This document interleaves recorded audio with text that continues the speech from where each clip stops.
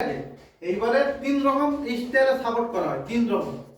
ধরো 100 থেকে 600, কত 100 থেকে 600 মানে এরকম ডাক হচ্ছে হালকা হবে, তখন সাপোর্ট হচ্ছে মানে সাপোর্টের যে লেন্থ হবে, লেন্থ কত হবে 2500 বা 2200 কেউ মেরে দেয়, কিন্তু 2500 মারলো বা কেউ 2200 মারলো, ঠিক আছে।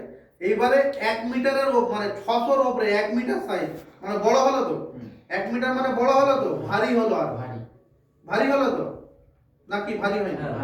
তাহলে ওর দূরত্ব কত থাকবে সাপোর্টের, কত থাকবে? 1600। কত থাকবে? তুই তো কাজ করাইছিস, বল। 1200। 1 মিটার যদি ডাকটিনের হয় 1500 নাহলে 1800। 1800 ডাকটিন, ওটা সাপোর্ট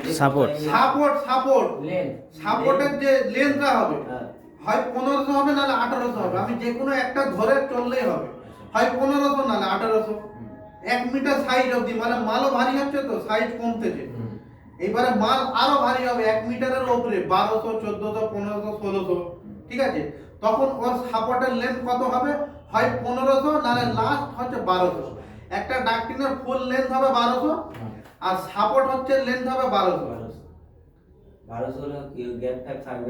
1200 সাপোর্ট, 1200 হচ্ছে পিসেরও সাইজ।